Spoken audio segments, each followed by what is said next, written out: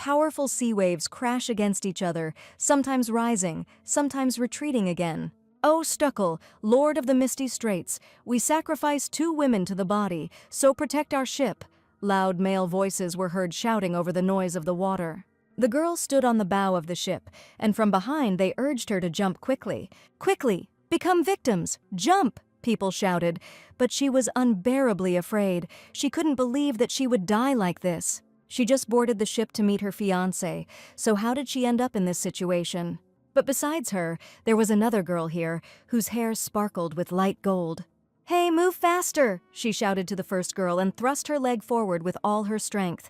She didn't immediately understand what was happening, but she realized that she was no longer standing on the bow of the ship. The next moment she realized that she was flying straight into the arms of the waves, and she only managed to scream briefly when the sea swallowed her up. What was that only one of the previously screaming pirates managed to ask? And the long-haired blonde, with a sense of accomplishment, sighed contentedly. "Then I'll go too," she said, and with a very technical and beautiful run-up she jumped into the water. This caused silent admiration among the onlookers, who realized that she was a crazy woman. And the first girl was drowning, and several thoughts were spinning in her head. Was she really going to die like this? And why did that woman kick her? But the air in her lungs was running out, and she couldn't breathe. Suddenly, a small glowing bubble appeared very close. A blonde with a bubble in her hands swam quickly towards the girl. And as soon as she got closer to her, she put this bubble on the girl's head like a helmet. All she managed to notice before losing consciousness was the trident tattoo on the strange stranger's neck.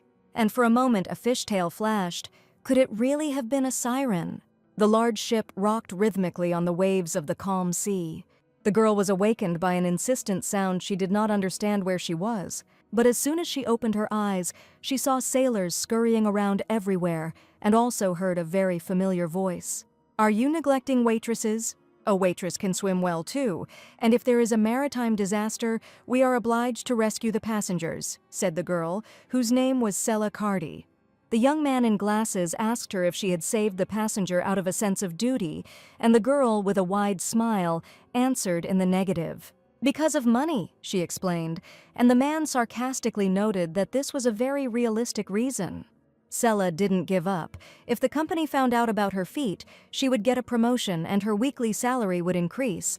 But the man noticed that there were too many suspicious details, considering that she was a waitress, and he was also embarrassed by her clothes. The girl immediately threw the blanket off her shoulders, and the man, horrified, asked her to cover herself. "This is a wetsuit.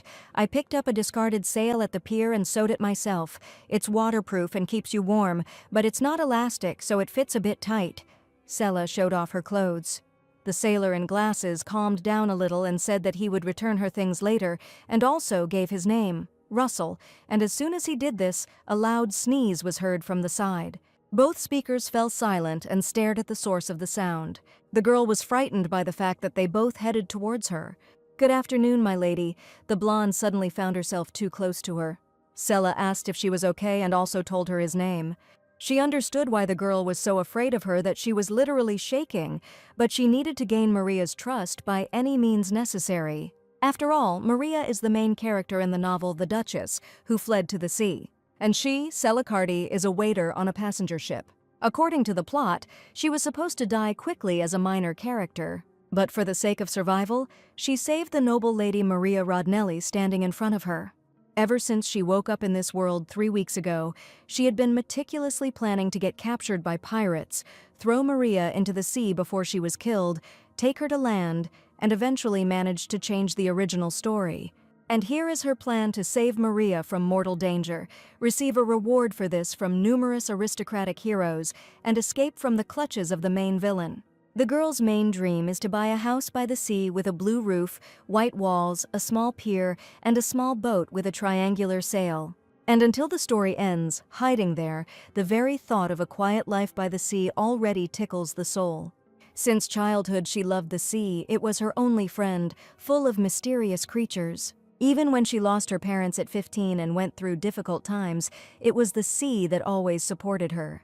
To see its depths, she learned to dive, entered a maritime university to study the marine ecosystem, and saved money for a trip to the sea. But she died stupidly in a car accident. But there is something good. Here she can finally fulfill her dream. When you fell into the sea, my lady, you were barely breathing, Sela explained to Maria.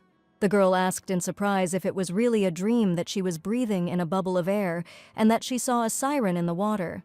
Sela was scared and began to fervently insist that it was definitely a dream because she was unconscious, and at that time she thought that if anyone found out that she was using the powers of the sirens, she would have problems.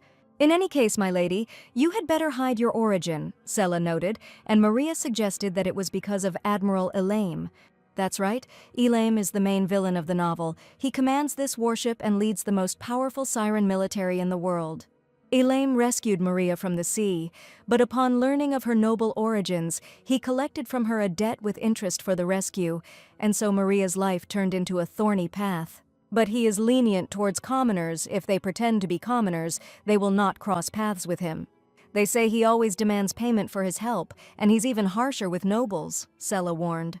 But Maria thanked her for her concern and said that she was going to reveal her true nature. As she said this, Maria seemed to shine. Sela was impressed. Here was the real Maria, noble blood, who gave up herself for the sake of her family, selfless and honest. That's why she loved this heroine, but this is too much. We need to find a way to break her stubbornness. Sela asked what if he demanded a huge sum, but the lady immediately replied that she had a dowry and she would use part of it. And if it demands your life, the blonde said ominously. Maria was scared, but Sela continued to say that she hid her identity to protect her, and lying on a military ship is a serious crime. It's still better to die. Wake me up when the guillotine is ready. Sela leaned back with feigned indifference, and she began to complain that even saving a life, she did not receive anything good, apparently. Such was her fate. All that was left was to die. Maria was already very scared, but Sela decided to finish her off and said with a smile that at least there was someone to listen to her will. If I die, bury me by the sea. Her words sounded eerie, even though a smile shone on her face. Sela breathlessly said that she had no relatives, so there was no need for a tombstone, but when Maria had a child, let her tell him about the kind waitress who saved her and died, that she dreamed of living by the sea, but died without fulfilling her dream, but was able to fulfill it in heaven. I will do everything you said, just don't talk about death, Maria cried out, completely frightened, and grabbing the girl by the hands, asked her to tell her more about her dream. I want to help you too, Maria said sincerely. Sela even felt embarrassed. It seemed her words had an even better effect. Admiral Elaim sat in the darkness of his office, smoking a cigar and looking at the documents on his desk. There was a knock on the door, and after putting out his cigarette, the man allowed Russell to enter. Turn on the light, it's too dark in here, said Russell Parker, Elaim's assistant, with displeasure. Elaim replied that he dozed off for a moment, but his assistant interrupted him, asking him not to lie, as he was reading the letters again. The Admiral was not going to argue about this and demanded a report from his assistant. Having received the paper, I began to read the enemy ship was sunk by their attack. There were no surviving pirates, only 2 women were saved, and one of them was in some kind of wetsuit. The man hesitated at the last phrase and reread it again. A wetsuit? What's that? He asked, but the assistant only blushed and turned away. The rather indecent expression on Elaim's face did not escape Elaim's notice, and he repeated his question.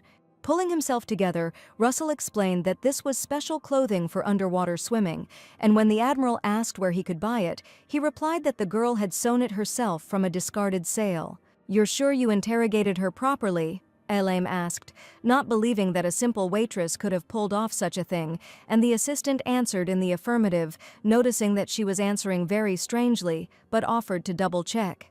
But Admiral Elaim slammed the table decisively. No need. I'll take care of it myself. You can tell me the rest on the way, he said, getting up from his seat. According to the report, this suspicious woman swam hundreds of meters while carrying the unconscious victim, a feat difficult even for a well-trained Marine. She is indeed an ordinary waitress from a passenger ship, the Admiral clarified. Adjusting his glasses, Russell confirmed that she had said so. Their conversation was interrupted by another soldier hurrying towards them, and he was quite frightened. Stuckel has appeared, he shouted, stunning the officers. He attacked a fishing boat. Only 1 fisherman survived, but he is also in danger. As his boat is sinking, the last known position of Stuckel was longitude 129 degrees 30 minutes, latitude 25 degrees 10 minutes. Now he has disappeared into the depths of the sea. The Admiral realized that Stuckel was trying to escape through the underwater canyon, and when his assistant asked what to do, he replied that while they were preparing the lifeboat, the monster could escape. We will have to abandon the fishermen and act immediately, but we cannot leave the fishermen to certain death. A decision must be made. While the girls were talking in the cabin, it became too noisy outside. Fisherman overboard came a loud cry and both girls jumped up.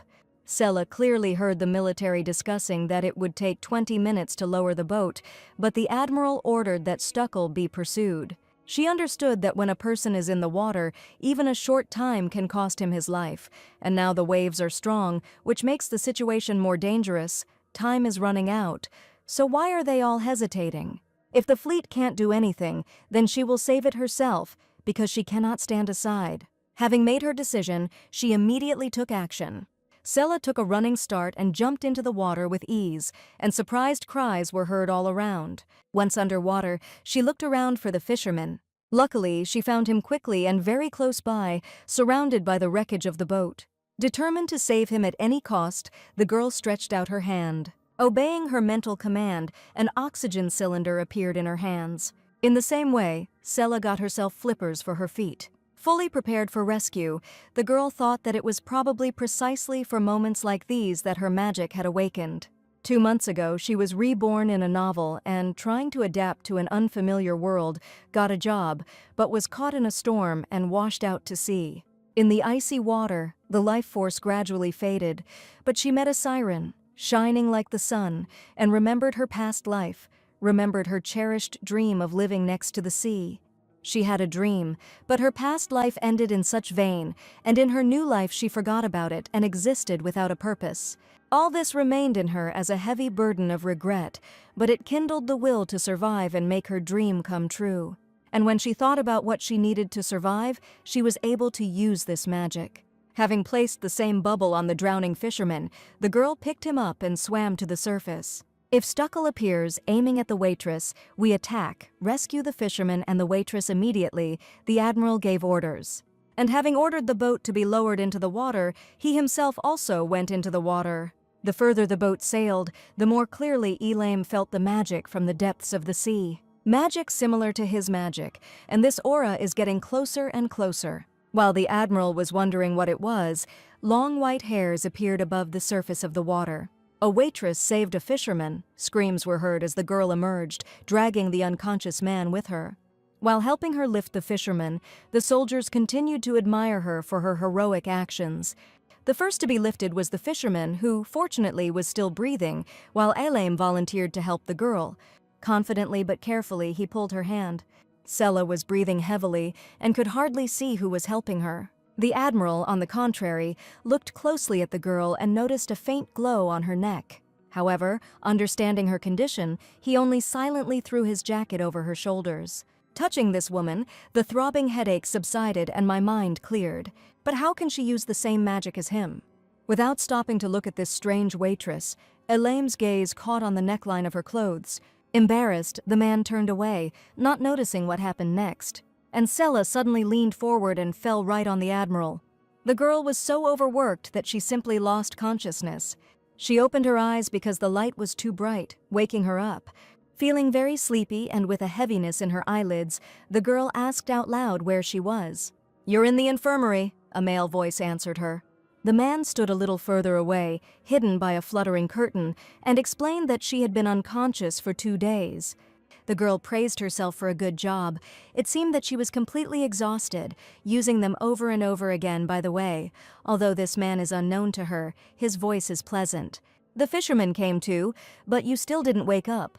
"The military doctor said it was due to severe fatigue and hypothermia," he said. Sella could hardly believe it, but she realized that the decadent-looking man she had seen on the boat had brought her here.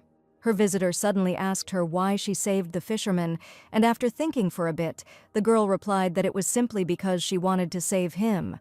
"I have a special power that allowed me to do this, and if I had turned away and he died, this unpleasant feeling would have haunted me all my life," the girl explained with a smile. The man accepted her answer, but because of the curtain, Sela could not see his face. "What will you do when we get off the ship?" he asked. The girl replied that she needed to return to the passenger liner and get a promotion. Then the visitor asked if she had any reason to work on a passenger liner at all. The reason was that she could often see the sea. Then the man asked why she didn't work somewhere near the port. But he didn't understand that Sela liked the clear sea, which could only be seen by sailing far from the shore. This man has such a pleasant voice that the girl, without noticing it, continues her conversation with the stranger, but she again feels sleepy. "You love the sea, you have good judgment, and you are brave. It's a pity to waste such talent on working on a passenger liner. I want to hire you. What do you say?" he asked. Feeling increasingly sleepy, Sela asked again if he meant the Siren Navy. And then she herself answered that she didn't want to.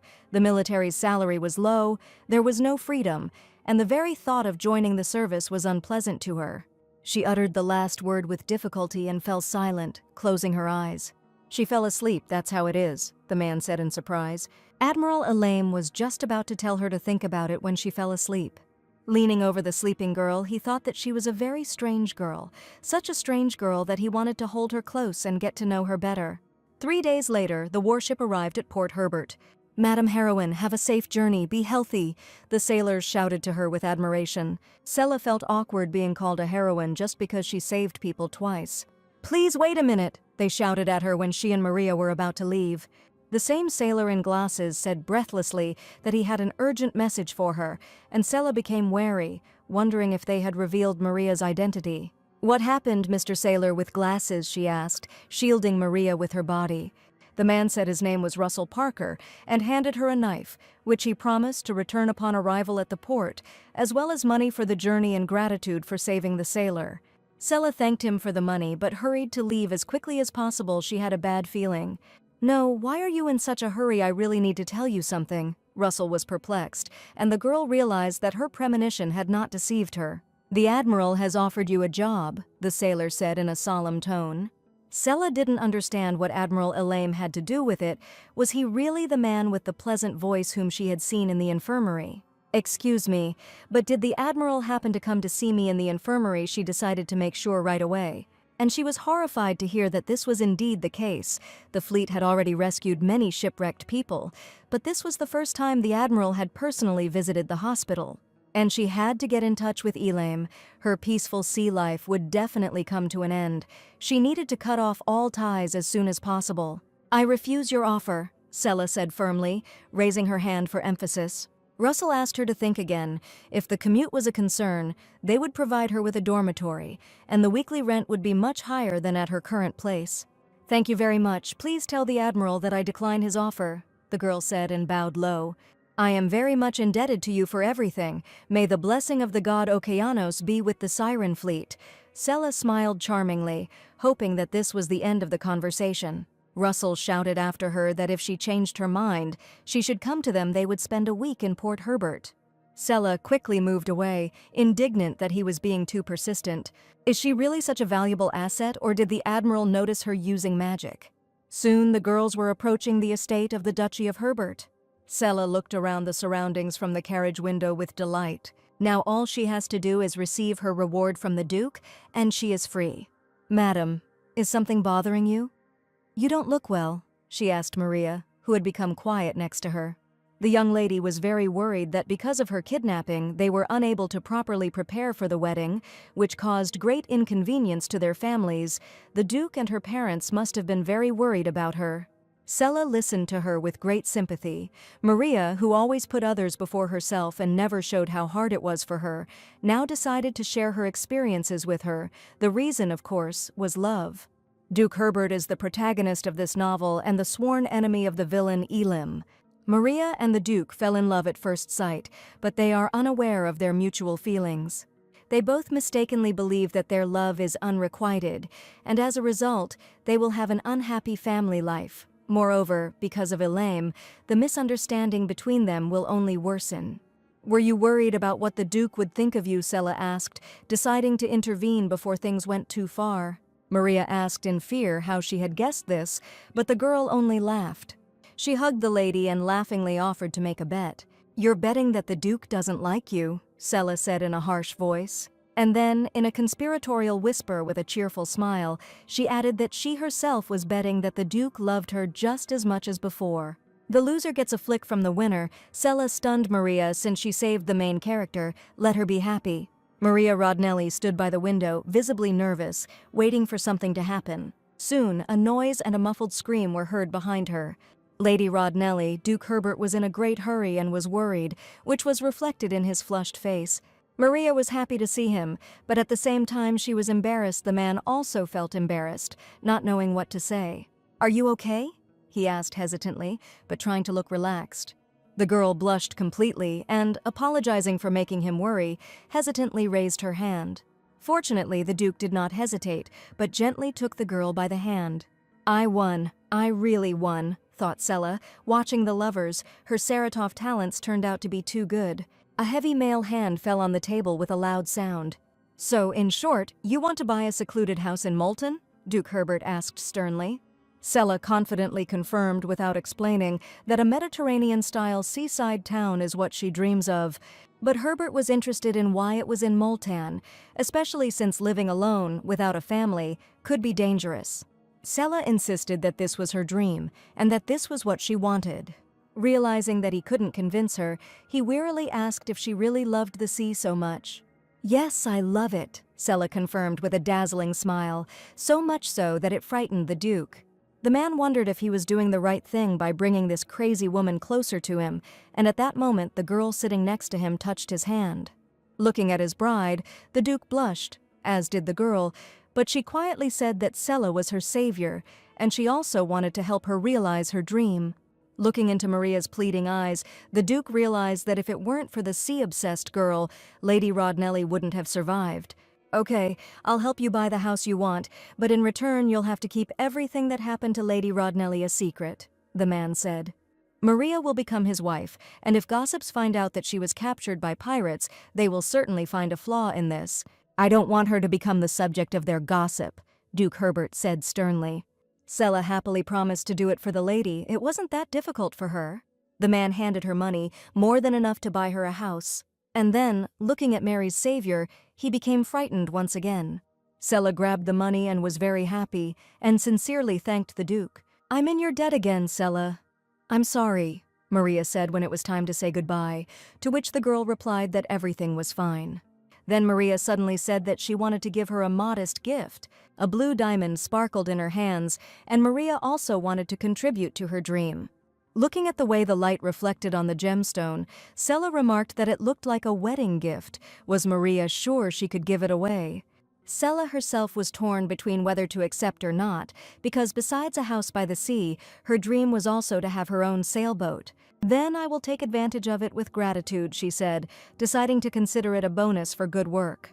Maria smiled happily and asked the girl to use the stone to make her dream come true. It felt like they had become closer to each other. The huge ship rocked in the darkness on the sea waves. Only a weak lantern pierced the night darkness. The Admiral carefully studied the documents provided to him. Sela Cardi, a woman who, like him, can use magic. She loves the sea, has good judgment and courage, but who is she? Suddenly the man felt a sharp pain, and then red drops fell on the papers, and Elaine realized that his nose was bleeding. He also realized that it was another attack of severe headache, and he barely had time to notice how the room he was in became distorted. There was a loud crash, causing soldiers to look into the room and see their commander lying unconscious on the floor. "Take the Admiral to the infirmary. Quickly," the soldiers were frightened. The next morning, the assistant came with a report directly to the Admiral's private quarters. "Mr. Admiral, you're not feeling well, so is it really necessary to listen to the report right now?" Russell was perplexed, adjusting his glasses. But Elaine asked him not to argue. He would rest a little and everything would pass. The assistant insisted that the Admiral had not been on vacation for a long time, and if things continued like this, it was unknown what would happen. "Don't make me repeat the same thing," Elaine replied in a metallic tone, holding his head. Russell had no choice but to continue. Sela's family had lost their fortune due to her grandfather's addiction to gambling and his criminal activities. 20 years ago, they lost the title of Earl of Cardi. Elaine listened attentively to how Sela was left an orphan early on and was raised by an evil uncle. Not only did the uncle appropriate the entire remaining family inheritance, he also illegally enriched himself at the expense of Sella's funds. He himself lives in a prosperous area with good security, while the girl huddles in the attic of a poor shack near the port. It is necessary to transfer her to a safer place, providing her with good living conditions. Then we will accept her into service, the Admiral gave instructions. But Russell was very interested in one question, and he asked permission to ask it. Why did you decide to take Sella into your service? It's not like you, maybe because she, like you, uses magic. His question was right on target. Averting his gaze slightly, Elam replied that it was true that in the current situation, when there were so few mages left, publicizing their abilities could harm them. The powers that be will try to take away the magic or kill them, so the Admiral cannot ignore this. And the job offer is just an excuse to keep Sella close, to look after her and protect her. The assistant understood everything, but there was one more piece of news he had to report. The girl Sella saved turned out to be Duke Herbert's fiancée, and as a reward for saving the bride, he generously rewarded the savior, and if they had known about this earlier, it could have helped solve their headache with the Duke's maritime territories. Selkardi will have to pay for this loss herself. Find her and bring her to me, the Admiral ordered. The suitcase, filled to the brim, fell to the floor with a loud thud. All things are packed, now we can hit the road. She went down without regret. There was literally nothing to breathe in this house, but first she had to pay off the rent. Hey, you bitch, where are you going? Sella winced from the rude shout. The disgusting landlord, with a bottle in his hands and a slurred tongue, accused her of running away without paying the rent. She owed money for a week, a poor orphan. The drunkard walked towards her. Sella was starting to get irritated. This crazy, dirty guy always bullied her like that. Hey, little orphan, what are you staring at? Do you want to die? The man shouted and swung the bottle. The girl barely had time to duck when the glass bottle shattered into pieces at her side. The drunkard didn't calm down and continued to yell rudely, asking where the orphan got such rich clothes. Maybe she found herself a rich idiot. Sella froze. Just think. Because of the pitiful rent she almost suffered, and wondered if all the problems were in this poor area or in this bastard. But whatever it was, she had enough. She wouldn't do it anymore. Suddenly, the seemingly weak girl's aura changed. She swung, her eyes flashing unkindly, and the next moment, a small, but by no means weak, woman's leg met his stomach, and the drunkard bent in half, flying back. Here, take the rent. How much is left from the deposit? Asked Sella. The man was silent, and then the girl picked up the kettle that had fallen on the floor. How much is left of the deposit? I asked. She poured water from the kettle directly onto the owner's bald head. He didn't immediately, but he still managed to say 10 pounds. The whole action took place in front of the other tenants of this house, and Sella, meanwhile, remembered that the rent was 30 pounds. Here, take it for the rent. I'll deduct 10 pounds from the deposit for a week. She threw the money to the owner. Looming over the sprawled drunkard, the girl clarified that there were no more money issues between them. Bye, bald. Probably because of such a disgusting life your hair fell out, she asked as she said goodbye, feeling a little better. The girl left, leaving behind a shocked owner and tenants laughing at him. Well, now it's time for her to go to the hotel to leave for Multana tomorrow. But as she walked down the quiet street, Sella stopped when she saw something that caught her interest. In the shop window she saw a siren, a beautiful creature with the upper body of a human and the lower body of a fish. Sella loved sirens and laughed joyfully when she saw her image. "Lady, the store is closed," a quiet voice said, and the girl reassured him that she was just looking. The woman then apologized and continued on her way, but suddenly stumbled. She was carrying a box full of glass bottles in her hands, and they began to fly apart dangerously. The girl didn't lose her composure and managed to hold on to the falling woman and at the same time catch one of the bottles. The woman sincerely thanked her for her help, and Sella returned the bottle to her. "Lady, do you like sirens? I saw you admiring them through the glass," the woman asked, and Sella confirmed with a smile. Old sailors believe that the day they saw a siren was a lucky day. They say that the sirens have long disappeared, but Sella would like to believe that they still live somewhere in the depths of the ocean. "Lady, I will give you this. If you wear the siren symbol, then, like in the old days, good luck will come," the woman said, handing her the chain. The girl was surprised and doubted whether she could really take it, and the woman smiled and asked her to consider it as gratitude for her help. Sella sincerely thanked her for such a gift, and they said goodbye to the woman sweetly. The next day, a heavy downpour broke out outside. Looking outside, Sela didn't believe that luck would really come with such weather. It was unlikely that even a passenger ship would be sent out. It seems that, on the contrary, bad luck is pursuing her, and today she will not sail anywhere. Sela was upset. She didn't think the weather could interfere so much, but nothing could be done, and to lift her spirits, the girl decided to go eat at an expensive restaurant. The restaurant was huge and had a lot of customers. Sela was also surprised by the number of people, but decided that it was because they could see a famous opera singer perform there. Looking around, she noticed that everyone was sitting in couples or with lovers. Rich people were weaving intrigues right at dinner parties. But what does it matter to her? She will have a great time on her own. Then the singer came onto the stage and her beautiful voice was heard. The performance began. Sela listened to her performance with delight and was glad that she had not sailed to Multana today. The beautiful song flowed like the music of the sirens she loved so much. "Are we really living in the same hotel?" a male voice was heard from behind. Sela didn't immediately realize that they were talking to her, but she thought the voice was beautiful. "Can I sit here?" asked the handsome young man, pointing to the next seat. The girl froze in place, not expecting anyone to pay attention to her or even want to sit next to her. The young man was very handsome, but Sela did not recognize him and was surprised how he knew her. After some time, the girl was silently perplexed. At first he asked to join, and now he was sitting without a single word. By the way, his face and voice seemed very familiar to her. If Sela saw such a face, she would definitely not be able to forget it. He is even more handsome than most of the celebrities from her past life. "Have we met before, by any chance?" the girl asked, to which the stranger replied that this was the third time. He added that the first time he was on a lifeboat, the second time the hospital, and Sela immediately recalled the words of the sailor in glasses about the Admiral personally visiting the hospital for the first time. So it turns out that this guy is the main antagonist, Elaine, from the novel. Meanwhile, the man said that he had gone into Duke Herbert's mansion and asked if Sela and his fiancée had conspired to deceive him.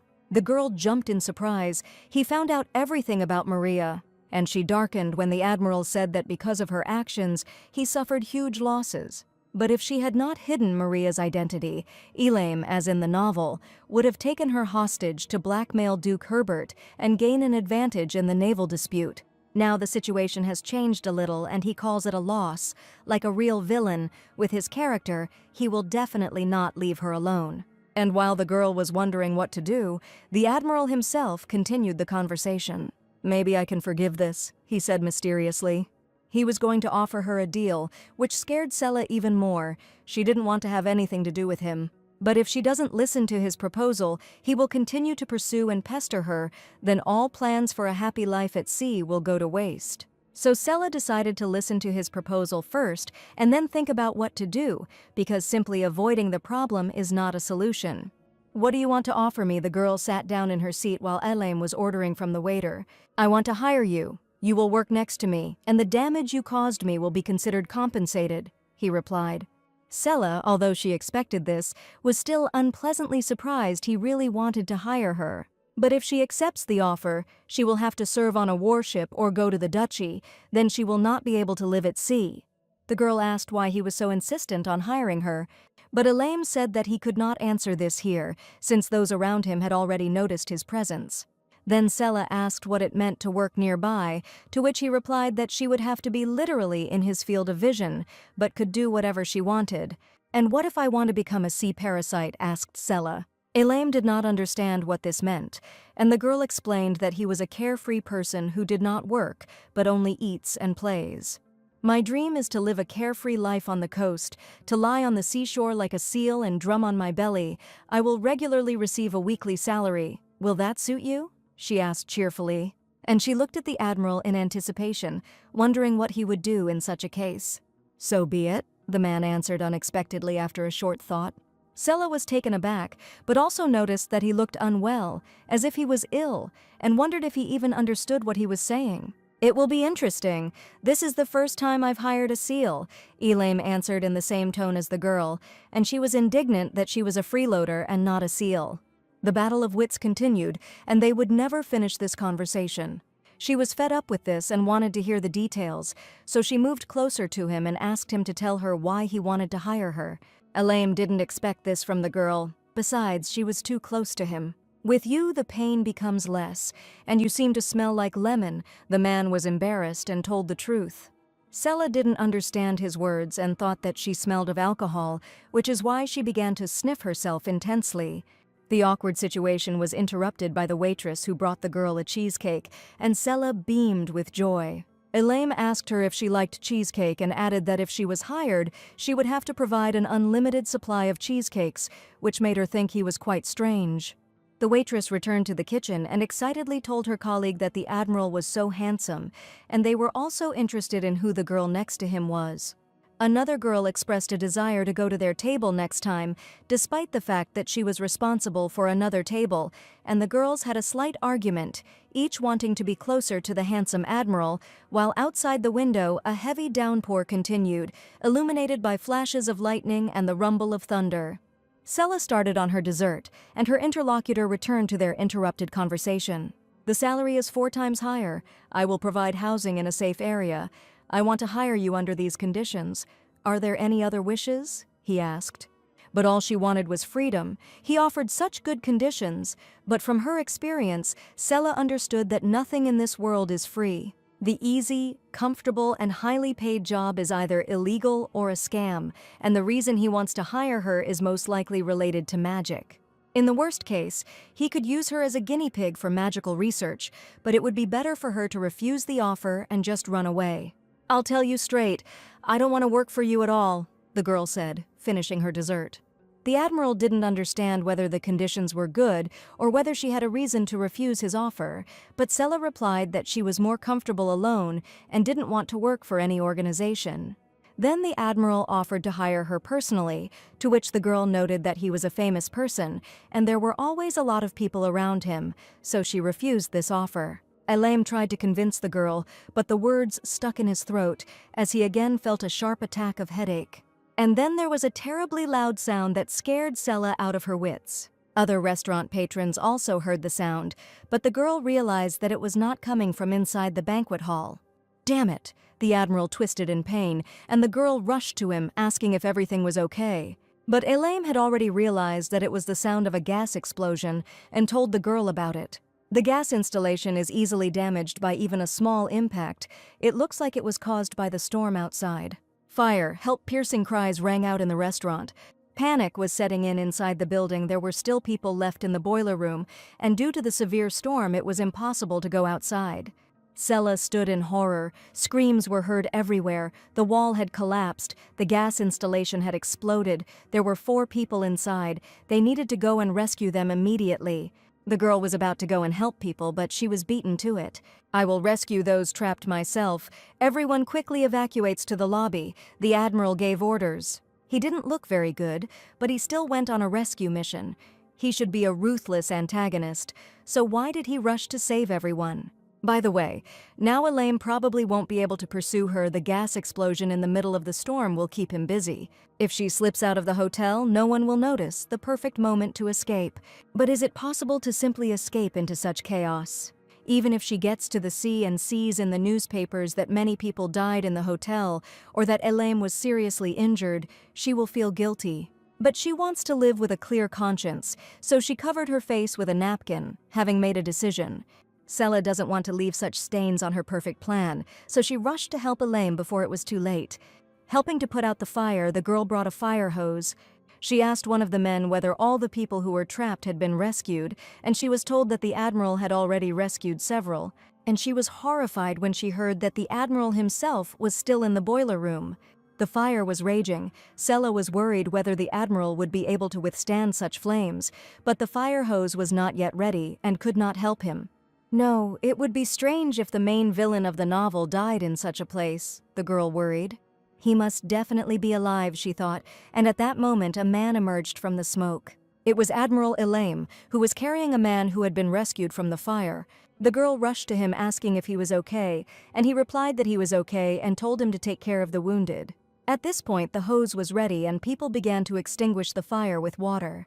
Sella felt relieved, but the Admiral's behavior did not fit in her head. Throwing himself into a fire to save complete strangers doesn't make him look like a cold-blooded and treacherous villain, but rather like a different person. "This alone won't put out the fire," the young man noted wearily. When the girl asked why, he explained that the room inside was large, and there was only one entrance, and it was difficult to extinguish the fire in the depths of the room with water poured only at the entrance. And he said that there was another way out, while simultaneously extending his hand to the girl. "I hope you can help me," Admiral Elaine said. Just a minute ago, Sela was thinking about how to run away so as not to have to deal with him anymore. Elaine, the villain from the novel who tormented Maria, and the current Elaine who saves people, what is he really like? And deciding that she wanted to find out about it herself, Sela extended her hand to him. "Just this once," she said, agreeing to his proposal. It was still raining outside, the stable and the boiler room are nearby. Elaine said that they would go to the boiler room through the stable, which was destroyed due to the hurricane. Suddenly they heard a sharp, multiple sound and the neighing of horses. Several frightened horses were racing straight towards Sela. The girl understood that she had to get out of the way of the frightened animals, but she froze in place from surprise, and besides, the strong wind did not allow her to move. Suddenly, someone grabbed her hand tightly and pulled her towards themselves. The horses galloped off into the distance, and Elaine breathed a sigh of relief. Disaster had almost happened. "Are you okay?" he asked, pressing the girl to his chest. Sela blushed and pulled away sharply. This was unexpected, but she still thanked him for saving her. Clutching his head, Elaine ordered them to go inside, and it didn't escape the girl's notice that his condition was getting worse, and he was about to fall. Following the Admiral, Sela soon stopped in horror. They saw that a huge tree had fallen there, causing the wall of the hotel boiler room, which was nearby, to collapse, and the impact started a fire. "Miss Sela, what you are about to see you must keep secret for the rest of your life," the Admiral said seriously, unbuttoning the sleeves of his shirt. Then he stretched out his hand and said "Tusla," and an unusual ball appeared in his hand. It was a water balloon, and the longer the Admiral stood with his hand raised, the larger the balloon became. Sela watched in delight as all the rainwater in the area rushed towards Elaine. She had never seen such beautiful magic in her life. Then Elaine moved forward and the water ball rushed towards the wall. There was a deafening sound and a wave of heat washed over Sela. The wall of the stable collapsed, and now the boiler room was visible. If water were directed directly there, it would be possible to extinguish the fire. "You're fine. You're not overexerting yourself," she rushed to the Admiral, remembering that there were no characters in the novel who possessed magic. She felt awkward asking at that moment, but she still asked what kind of magic it was, to which Elaine replied that it was word magic. "You probably use it too," the Admiral said, and he pointed to the trident sign on his neck, which was exactly the same as Sela's, the same mark that appears on her neck when she uses magic. This was the first time the girl had heard about word magic, but Elaine promised to explain it to her after they put out the fire. "Penbel," said the Admiral, and the water, obeying the movement of his hands, rushed in a powerful stream towards the fire. The Admiral began to cough and streams of blood began to flow from his nose. But he did not give up, continuing to put out the fire. "Come to your senses." Sela was afraid for his condition and grabbed the Admiral from behind. But the man didn't seem to even notice her, and the bleeding still didn't stop. She thought it was simply the Admiral's sense of duty, but why would he take such a risk? He acts like he has nothing to lose. If this continues, he will throw himself off a cliff. "Enough! Leave the rest to me. I'll call people to put out the fire. Rest, Admiral," Sela shouted, trying to stop him. But she noticed a huge black hole in the man's chest, through which his magical power was leaking, which is why he was becoming weaker and weaker. And then Elaine felt the girl's touch. And then he even covered her hands with his own, instinctively not wanting to let go. Sela also felt that something had changed. A golden light was spreading around them. Her magical power flowed into Elaine's body as a soft light, allowing the Admiral to continue to extinguish the fire using word magic. The girl noticed how the magic, having escaped from the Admiral's hands, took the form of a huge whale and headed towards the fire. At that moment, the man squeezed her hand tighter on his waist, and the magic whale finally covered the fire, causing it to go out. Now we could truly breathe a sigh of relief. The fire in the boiler room was extinguished, and everyone was saved. "Are you okay?" the girl asked, supporting the tired Admiral. The man smiled and thanked her for her help, which discouraged Sela. She hadn't done anything, but the main villain thanked her. But it was time for them to go, and the girl suggested going to the hospital. Elaine told him to go to his room. They wouldn't be able to cure him in the hospital. A large bathtub filled to the brim was already waiting in the room. When Sela saw it, she was surprised to notice that it was just a bathtub. "Is there medicine here?" the girl asked, letting go of the Admiral. "And only out of the corner of my eye did I notice a large fishtail when I heard a loud splash." And to her surprise, instead of the Admiral she was accustomed to, she saw in the bathroom a naked man whose lower half was like a fish. "Admiral," she asked in surprise, and immediately realized that he was a siren. "Those beautiful fins, is he really a siren?" This wasn't in the original. They said he was a dangerous villain, but now nothing matches the plot of the novel. It seems the Admiral is recovering like a fish in water. But what should she do now? It will be awkward if he wakes up now. No matter how different Elaine was from the original description, he still used so many tricks to keep her close. And to fulfill her dream, she must push him away, the girl thought, unconsciously stroking his hair. "I'd rather run away," she asked herself out loud. The man's eyes suddenly went wide. There was a splash of water, and Elaine pulled the girl towards him. "Don't go," the naked man said quietly to her, looking deeply into her eyes. Sela blushed in surprise at the situation. But the next moment, consciousness left the Admiral again, and he began to fall back into the bath. The man completely immersed himself in the water, pulling the girl along with him by inertia. Lying like this on the handsome man's bare chest, Sela felt like her heart was about to jump out of her chest. But he holds her hand so tightly that she cannot break free, and he tries hard to calm his own heart. "Why did you tell me not to leave?" the girl asked, knowing in advance that he would not answer. And she remembered his words about how the pain subsides when she's around. Does he really come to his senses when her mana flows into him? Then too, as soon as she touched him, Elaine's magic intensified. But he will interfere with her dream if she stays here. He will continue to hold her back, not allowing her to go anywhere. Having raised herself slightly in the bathroom, the girl finally made a decision. She looked into the peaceful face of a handsome man, albeit the villain of the novel. "Only this time I'll stay by your side until you recover," Sela said and relaxed. Although she would still like to get out of this awkward position. The morning began with bright sunshine and the sounds of the street. Elaine opened his eyes and did not immediately understand where he was and how he got there. Fortunately, the mana that was running out was restored, but it was warm mana, unusual for him. He suddenly remembered Sela's words that she would stay by his side just this once until he recovered, and he realized that this warm mana belonged to her. While searching for the girl, the Admiral jumped up in bed and immediately heard a joyful cry. "Admiral, you've finally woken up." A joyful rustle ran towards him. His head was still splitting, but Elaine was most interested in whether Miss Sela was still at the hotel. That night, Sela found Russell to tell him what had happened to the Admiral. "Mr. Officer with glasses, so you knew the Admiral's secret. He's in the bathroom, you can go to him." Sela pointed to the door. Having thanked the girl, the assistant rushed to Admiral Elaine. This was her last visit. Miss Sela left. "It seems she secretly left the hotel. I was so confused that I didn't have time to stop her. I'm sorry," said the assistant to Elaine. The Admiral asked how much time had passed since then, and he instantly jumped to his feet, hearing that a week had passed since he lost consciousness. Russell continued that after this they tracked Miss Sela and found out that 2 days ago she had boarded a passenger ship to Multana. They found out about this from the notebook she left in her room. There were detailed prices, geography, and value of Multana's property. She also took things from the apartment where she had lived before. It seems that Sela is going to settle in Multan, where Elaine's villa is located, where he spends his holidays.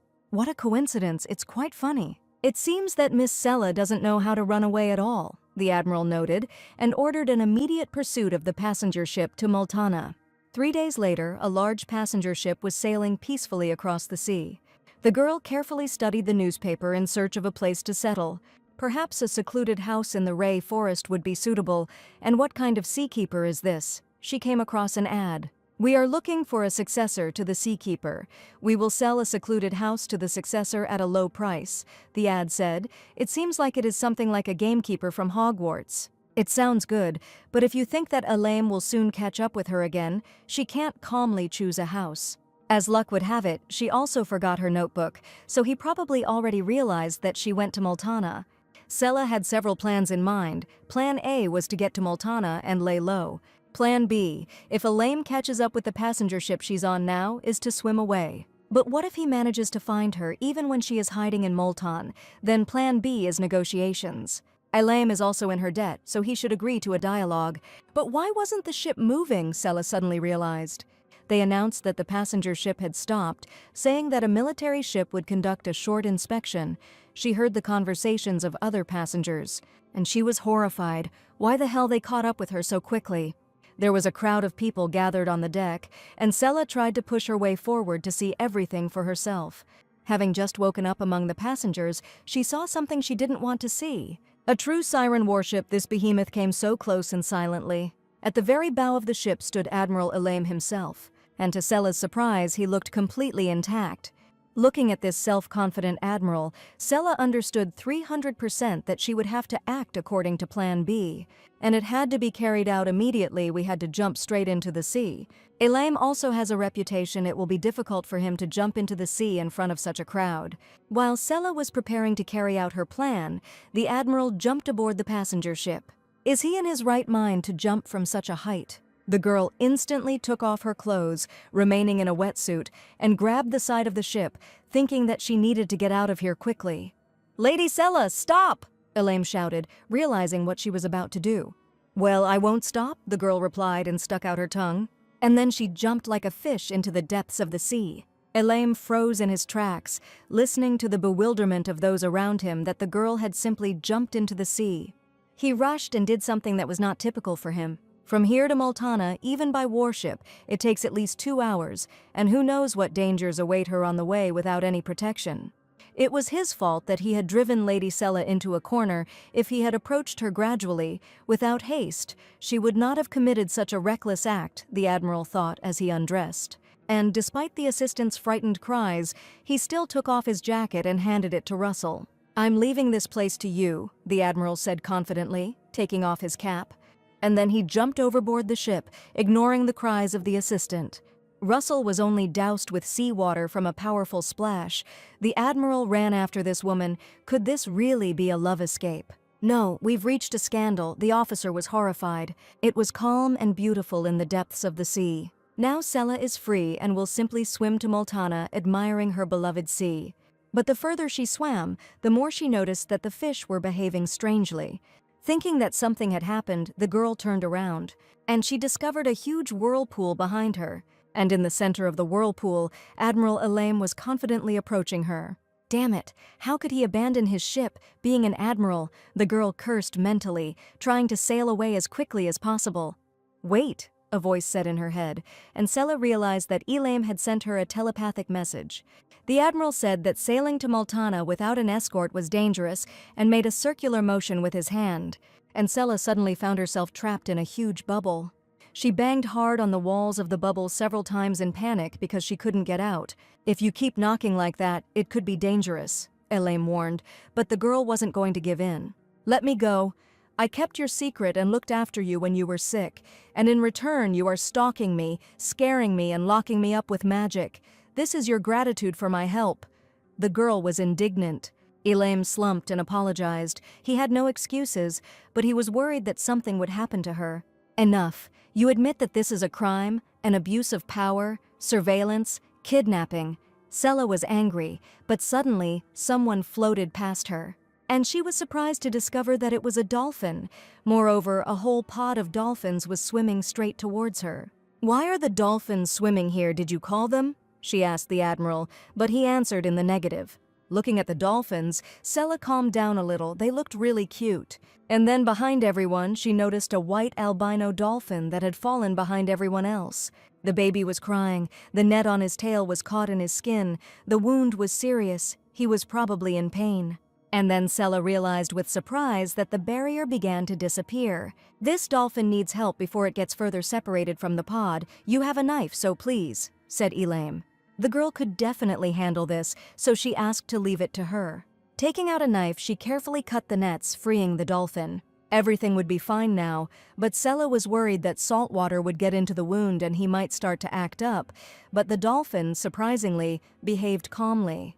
At the same time, Elaim reached out and stroked the dolphin, and then leaned his head against its head, as if they were communicating. They say there are no bad people among those who treat animals well, but for Sela, he is a villain who is interfering with her dream. "The dolphin says thank you," the Admiral informed her. The baby himself approached Sela and buried his muzzle in her cheek, as if kissing her, which made the girl smile. It was time to release the dolphin back to the pod. Sela felt sorry, but he was an albino, and without the pod, it would be even more dangerous for him. "Swim more carefully, okay?" the girl asked the little boy, and he nodded in agreement. Watching the animal swim away, Sela felt a slight sadness. She was pleased to meet him. The girl was left alone with Elaine, not counting the fish swimming past. "Lady Sela, will you give me a chance to correct my mistake?" the man asked after a short silence. If he still pursues her, then Sela still has Plan C to negotiate. Besides, the situation is in her favor now. "Admiral, you owe me 2 debts: the debt for catching me and causing me trouble, which I forgive. In exchange, let the damage done to the siren race because of me be considered non-existent. The remaining debt is that she wants to buy a secluded house in Multan, and he should help her with this." Elaine recalled how she said that her dream was to live in the sea as a bum. It turns out that she chose Multana because of the clean sea and the opportunity to see many marine inhabitants, the girl confirmed, later noticing a beautiful fish. "Okay, I accept your offer," said Elaine. But Sela couldn't take his word for it, in case it was a lie, so she wanted to draw up a contract first, and Elaine realized that he first needed to win her trust. He raised his hand, in which a bright yellow ball lit up.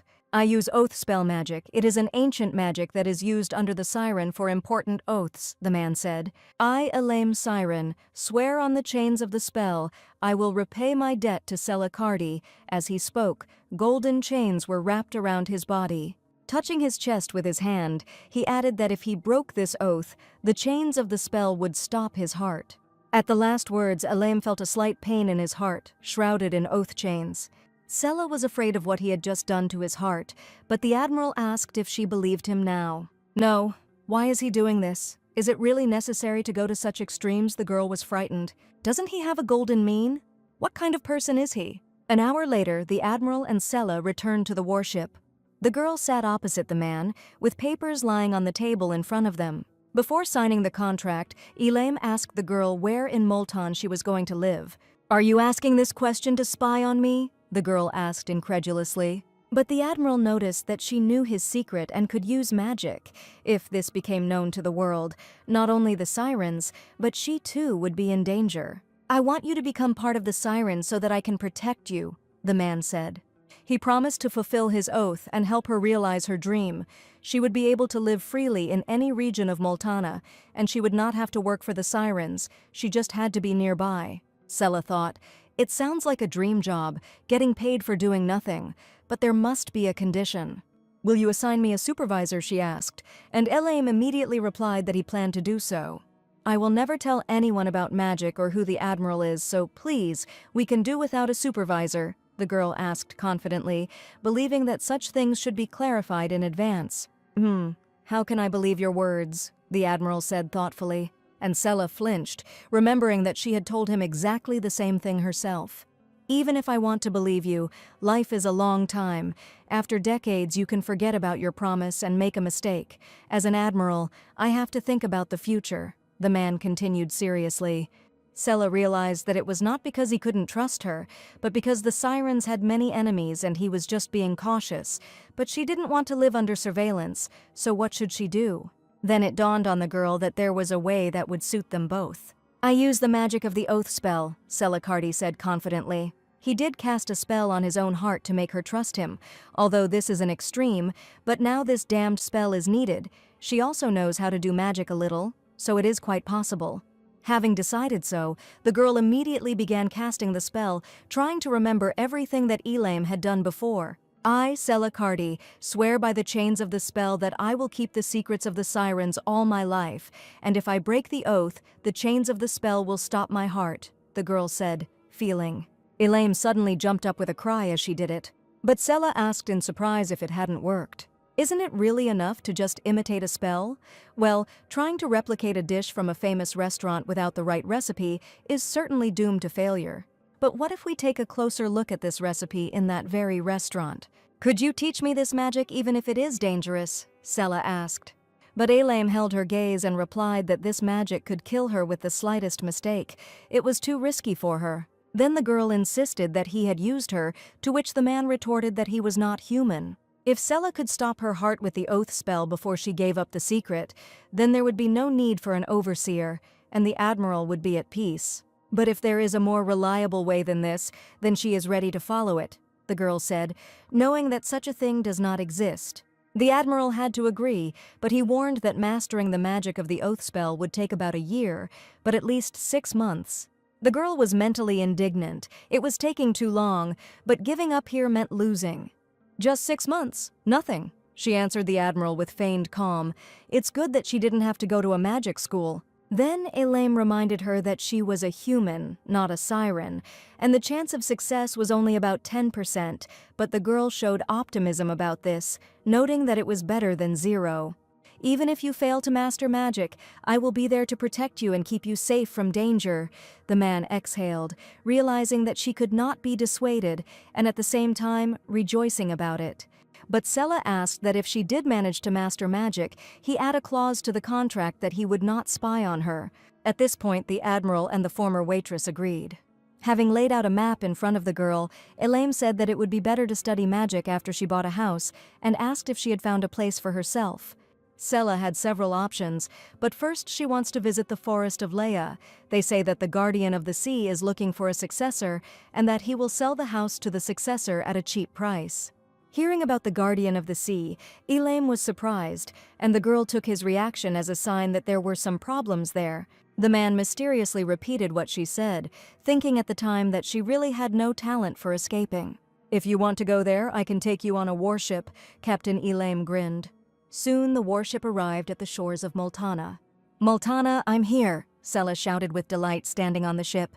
The sea is even bluer than the sky, the sun is blinding, and the white sandy beaches. And also crystal clear water through which everything can be seen, and even rare marine animals that are not so easy to meet. "Look, these seem to be the same dolphins that I saved," the girl shouted with delight, and she waved cheerfully to the dolphins as the Admiral carefully approached her. "You like Multana so much," Elaine couldn't help but smile.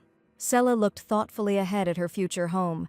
Multana is the place she had dreamed about for so long and so deeply. Suddenly the girl began to shake, as if holding back a scream that was bursting out. "Now I can live here," she screamed, spreading her arms out to the sides, happiness filling her.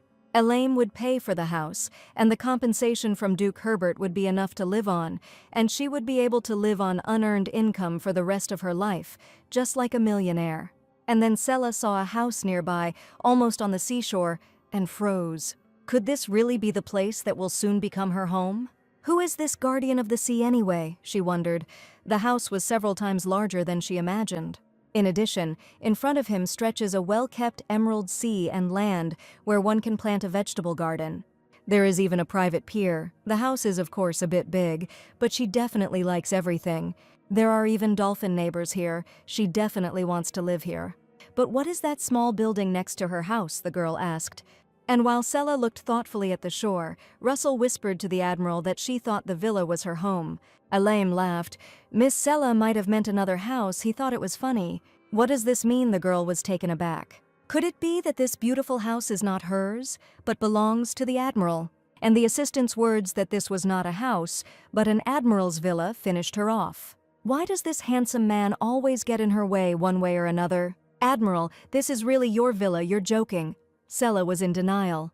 But the man decided to tell the truth, and with a malicious smile worthy of a true villain, he said that the huge mansion was indeed his villa.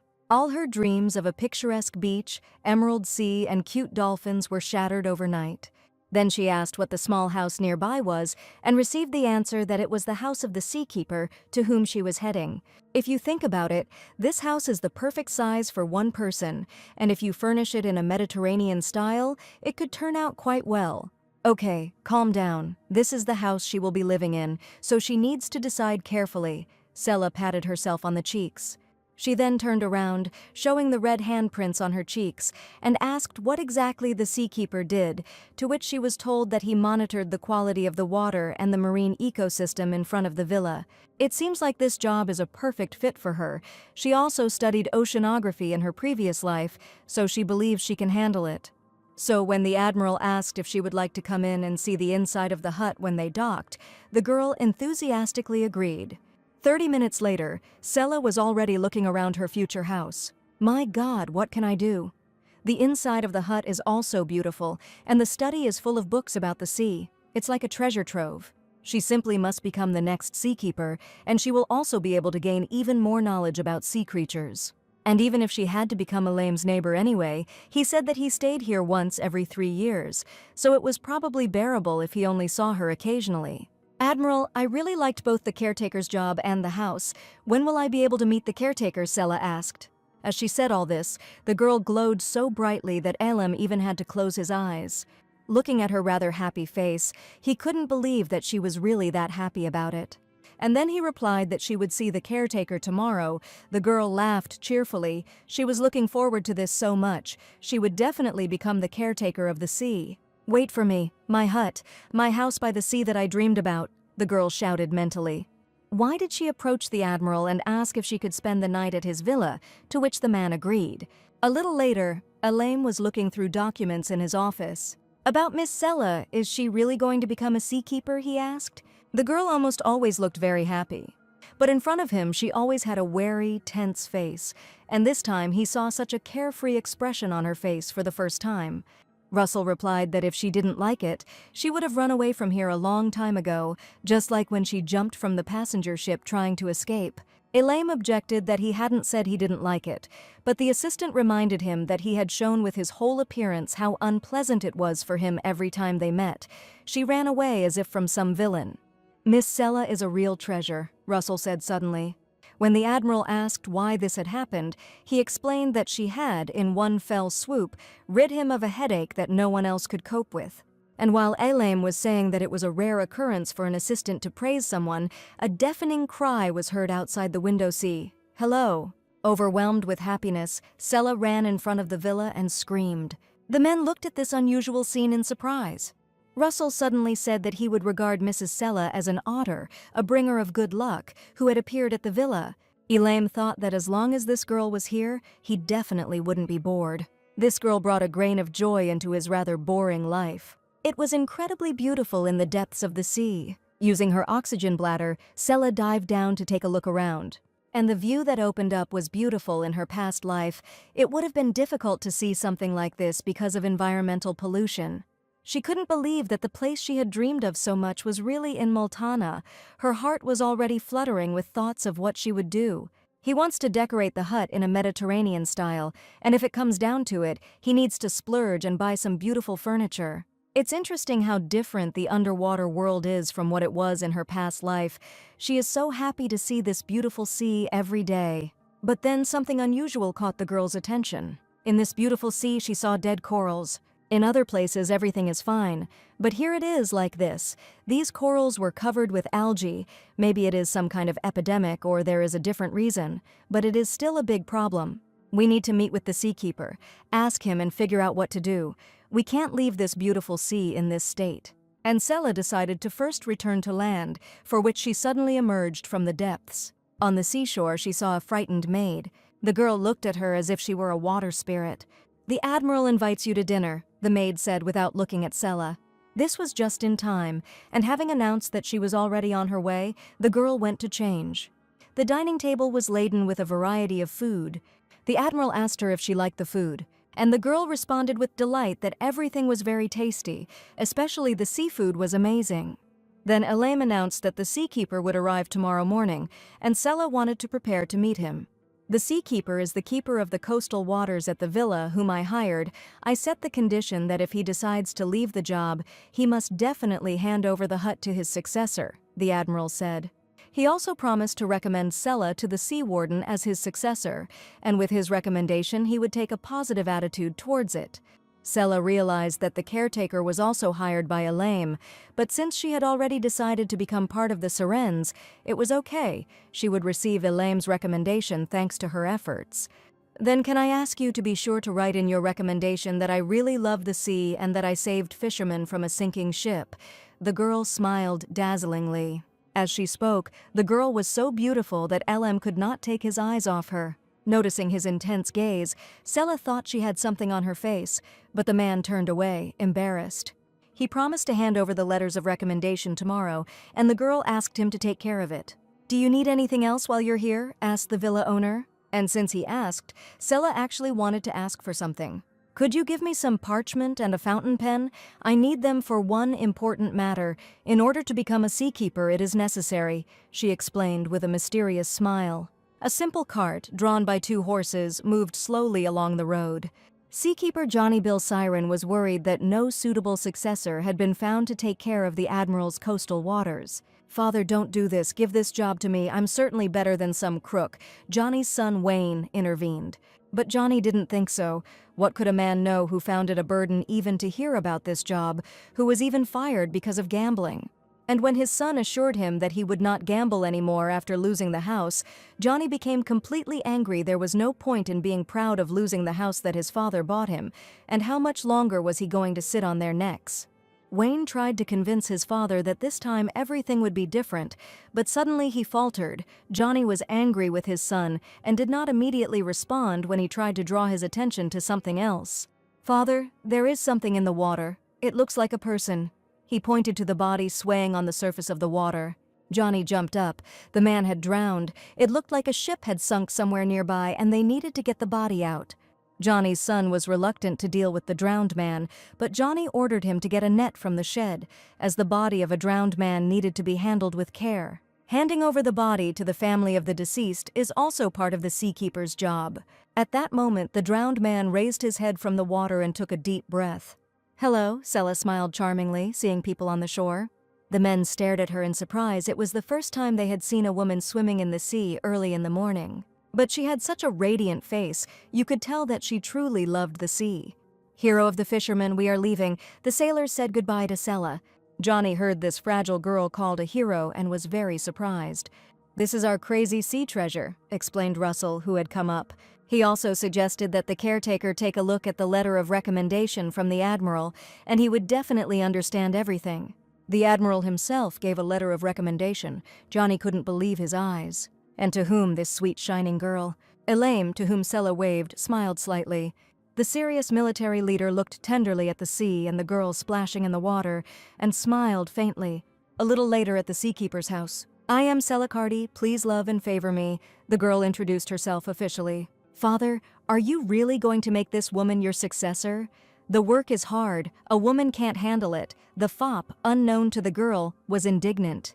He wanted to shout something else, but the caretaker threw him out. All Wayne could do in this situation was to obey and just look angrily at the girl. He slammed the door and left, causing his father only a fit of discontent and shame for his behavior. "You should have kicked him out a long time ago. I apologize for my wayward son," the man said to the girl. And then he introduced himself, saying that she could just call him Johnny. "I have a lot to learn from you, so I will call you Teacher Joe." Sela smiled. Johnny asked if she knew what a seakeeper's job was, and the girl cheerfully reported that it was to preserve and research the ecosystem of the coastal waters near the villa. And it seemed like the time had come to use the method she had learned at university. Sela's plan to win over the seakeeper, step 1, was to praise his achievements, for which the girl said that she had seen many different books in his library and was delighted with how much work he had put into researching the sea. "I haven't done any research recently, so this is pretty old data. You're the first one to show such interest in it." The caretaker was embarrassed and asked how she was enjoying the library. "It's full of hard-to-understand marine knowledge, like a treasure trove, and it's data collected personally, so it's very accurate and its scientific value is great," Sela said. "After all, step 2 is to show curiosity." And the girl did it very sincerely and from the bottom of her heart. "And now it's time for the trump card." The girl handed him the sheets of paper and asked him to look at them. It was a research report, and Johnny looked at the papers with interest. The third step was to demonstrate enthusiasm, so Sela began to explain that she had used his marine habitat map from 3 years ago as a basis and checked what changes had occurred this year. "So, the reason you were at sea?" Johnny asked, and the girl finished by saying that she went out early in the morning, finished the research, and wrote a report. And then she still had some time left, so she rested a little. According to the report, the habitat of some creatures had changed, and Johnny praised the report, asking where she learned to write so well. Sela replied sheepishly that it was the result of hard reading. She couldn't say that she had learned it at university. Johnny noted with nostalgia that he too didn't have the opportunity to enter the academy, so he learned everything on his own. It was difficult, but interesting. I heard that you also used to work on a passenger ship. The caretaker continued the conversation. Like him, she worked and studied hard both before and after her reincarnation, and her life was always connected to the sea. When there were no clients, I read books right at work. Sometimes I was so engrossed that I didn't even notice how they arrived. The girl answered him with a smile. The caretaker told how one day, while lost in thought about a book, he broke a barrel of rum that he was carrying, of course. He did not receive payment for that day. The conversation flowed so smoothly that Sela was pleased. And then the caretaker pointed to her letter of recommendation. It says that she jumped into the water to save a drowning woman and also rescued a fisherman from a sunken ship. "You are a very brave young lady. We have an outstanding person coming to us," said Johnny with a smile. And Sela was already glad that she had made a wonderful impression on the caretaker. But he said that if it were up to him, he would want her to be his successor, but asked about a week's trial period, to the girl's horror. "You'll be able to take your time getting used to the job and consider whether it's right for you, because if you become a seafarer, it won't be easy to leave that position," said Joni. The girl thought that she would be hired today, but his caution is understandable. He must be worried that if he chooses the wrong successor, the entire sea, which he is so worried about, will fall into decay. If you think about it as an internship, it was quite bearable, so Sela confidently stated that she agreed. They agreed to sign a contract after a trial period, and the man asked if she had any questions, to which the girl asked permission to use the materials in his office, to which she received consent. And then Sela remembered another important issue she wanted to discuss with him. The girl remembered the dead corals she had seen in the depths. She told Johnny about it, but to explain, he suggested changing the location of the conversation. Not long ago, a terrible thing happened in this beautiful sea. Typically, wastewater is collected and sent to treatment facilities outside the forest, but the villa's manager, E, dumped it directly into the sea to save on treatment costs. Luckily, he's in jail now, but it turns out he stole more than just the waste disposal money, something Johnny didn't know. The main problem is that the wastewater is no longer being discharged, but the coral colony continues to die, and the caretaker cannot understand why. The Admiral knows this too, but it's Johnny's job to prevent situations like this, and he failed, yet he wasn't fired. Now Johnny wants to repay the kindness by restoring the coral colony. It's good that it's not a disease, Sela thought. Treating sick corals is incredibly difficult, but if the cause is sewage, then there is still a way to save the remaining corals. "Sir, could you entrust this matter to me?" the girl asked. She promised to definitely solve this problem and asked to rely on her. The sun shone brightly over Multana, where work was in full swing. Sela looked thoughtfully at the stone, half hidden in the water. There were plants on it that looked like algae. And the girl asked Joni what they were called, but the man suddenly flinched at her question. Turning away from Sela, he said that these algae were called Johnny's hair, and the others, which the girl pointed out, were Johnny's eyebrows, surprising her with their strange names.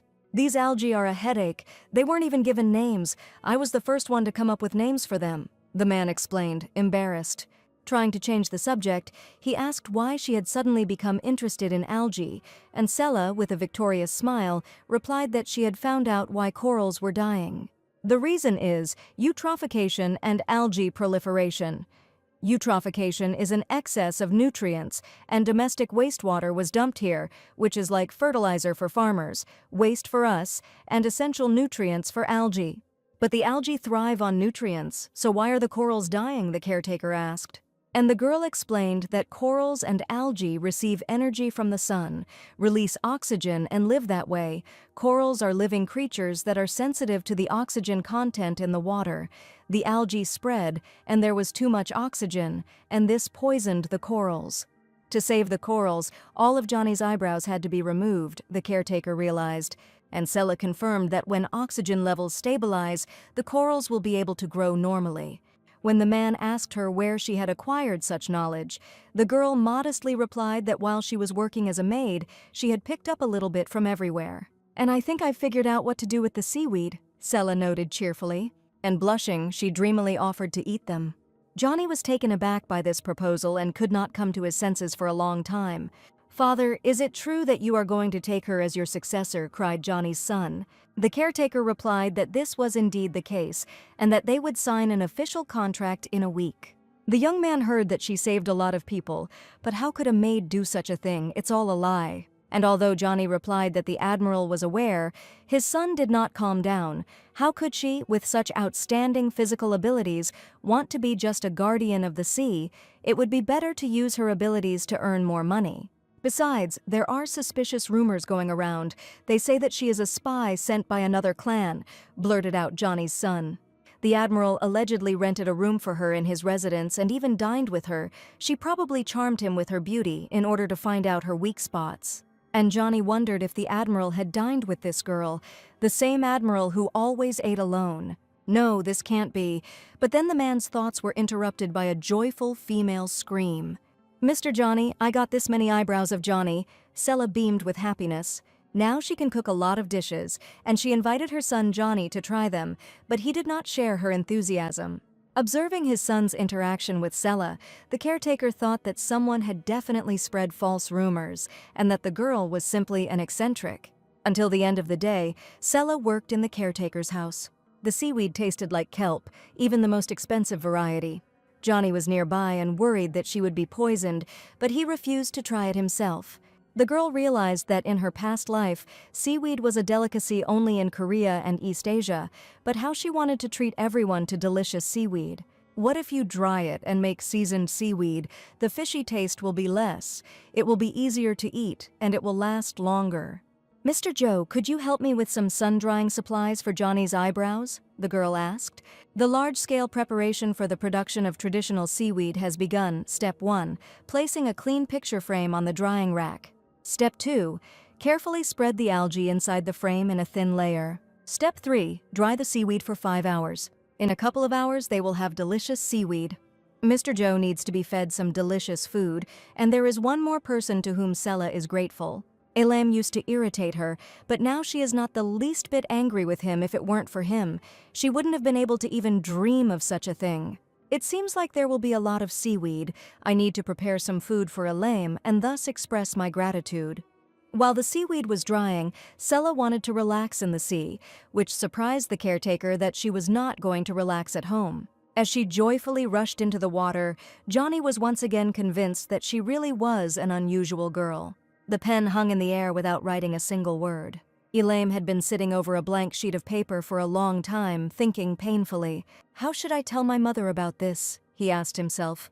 She travels the world in search of a cure for his illness, and unfortunately, has not yet found one. Elema is tormented by a feeling of guilt for causing his mother so much suffering. He would like her to start living for herself. Elam decided to ask her not to look for a cure anymore, because thanks to Sella, he feels much better. Of course, she won't immediately believe that his body, which had tormented him for more than 20 years, had suddenly healed, and in order to convince his mother, he would have to tell about Sella. However, if she became closely involved with the Siren clan, Sella could be in danger, so Elam agonized over what was worth writing and what was not. Hearing the splashing of water outside the window, the man looked out and discovered that Sella had climbed into the sea again. Today is already the 4th time. It won't take long to catch a cold. Does she really like the sea so much? You look at her and feel like you can smell the fresh lemon scent. Elam kept looking at her and looking, feeling himself sinking into a feeling of some kind of comfort, until the loud voice of his assistant pulled him out of his oblivion. "Admiral, I knocked several times, but you didn't answer." "What are you looking at so intently?" Russell asked inquiringly. "Are you looking at the seaweed that this benefactress is drying?" asked the assistant, adding that she was drying Johnny's eyebrows. "They say they are going to make food out of this. It really is unpredictable." Because of this, the servants look at her unkindly, and Sella also comes and behaves a little provocatively, Russell said. "It seems she is being persecuted. Inform the servants that I am her protector," the Admiral ordered. But then Elam noticed something unusual on the street.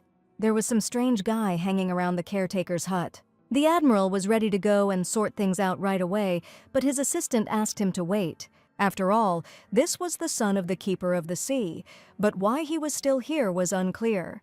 This is definitely not a good sign and is very suspicious. It's suspicious that he would dare to do something with the Admiral's benefactress.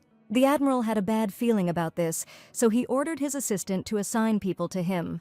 The dried seaweed was pressed into a sheet and lightly fried in a frying pan. The dried seaweed was then generously sprinkled with salt. Taking one piece, Sela bit into it with interest. It was divine, crunchy, sweet, nutty, a real explosion of salty sweet madness. How she missed Korean food, and she wants everything so much, but here she will never taste the dishes she longs for. But now she at least has a Kim, she just made it. What a wonderful aroma! Is this what you were working on? Johnny asked, and the girl replied that this is what Kim smells like when you fry it. The man was surprised to hear the unfamiliar name, and Sela said that she was going to call him Jomikim. Jo means Johnny's eyebrows and Mai means delicious. She's also going to make kimbap with this Jomikim. The caretaker repeated the name, which was new to him, in surprise, not understanding anything at all. Help yourself. Sela put a new seaweed dish on the plate. Johnny looked warily at what she was proposing. This is what's called Hawaiian kimbap, the girl explained with a smile, advising him to grab it with his hands and enjoy.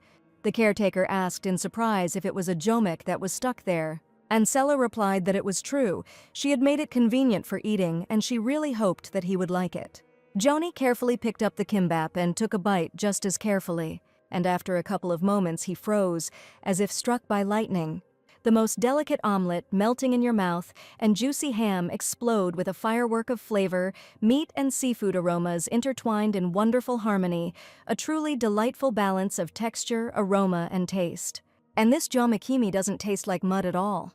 It's incredibly delicious. I didn't know you could make such a miracle from seaweed, the man praised. This girl is definitely the best candidate for the role of the guardian of the seas. Deep knowledge of maritime affairs, diligence, love of the sea. Where else can you find such an ideal successor? Thank you for the wonderful treat. I'll wash the dishes and you can do some more, the man asked, and the girl was glad that he liked it so much. She literally beamed with happiness and hurried to prepare more, but then there was an insistent knock. What a wonderful smell. You can smell it even outside.